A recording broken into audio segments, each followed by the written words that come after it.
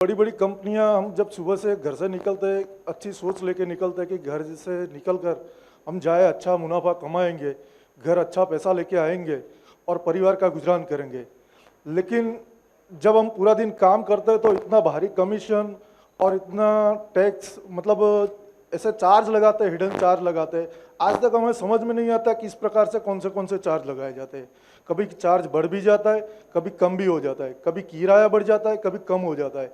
जब हम थक के घर जाते हैं शाम को, तब मालूम पड़ता है कुछ नहीं बचा है, हमने तो खाली मेहनत ही की और कुछ बचा नहीं। ना हमारा परिवार का भविष्य होता है, ना किसी का और कुछ होता है। तो हम ये जानना चाहते हैं आपके माध्यम से सर कि भारत टैक्सी हमारे भविष्य के लिए, हमारे परिवार के लिए और क्या क्या सुविधा देगी।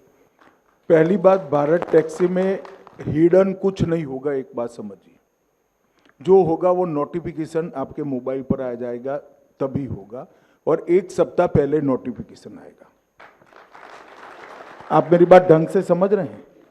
जो करेंगे एक सप्ताह पहले नोटिफिकेशन भेजकर करेंगे। आपकी मिनिमम वायबिलिटी पर किलोमीटर क्या होगी, वो बेसलाइन बनाकर जो होगा उसके ऊपर होगा।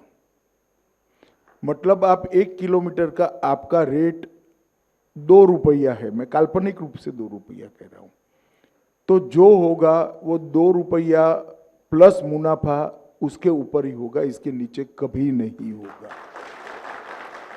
आप मेरी बात समझ रहे हैं? तो भारत टैक्सी काउंट करेगी कि ऑटो का मूल्य कितना, पेट्रोल कितना जलेगा और मिनिमम कितना कमाना चाहिए, ये सब मिलाकर एक बेस रेट होगा। इससे नीचे हम नहीं जाएंगे। हमारा लक्ष्य मुनाफा कमाना नहीं है।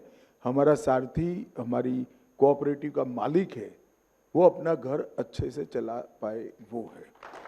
तो सारी कंपनियों में क्यों तकलीफ आती है? उन्होंने बेस रेट ही तय नहीं किया है। ये सहकार टैक्सी का एक बार मैंने राज्यसभा में भाषण किया, तो ये तीनों लोग मुझे बारी बारी मिलने आए थे कि मत करिए, नुकसानी का धंधा है वो।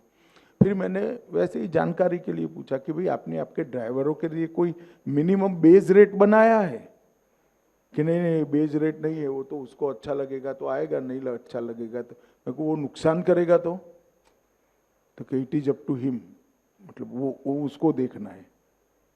हम ऐसा नहीं करेंगे। जो बिजनेस करेंगे आपका मिनिमम मुनाफा होना चाहिए, इतना हो, और फिर जो ज्यादा मुनाफा होगा वो भी अंततोगत्वा तो घूमकर आपके पास में ही वापिस आना है।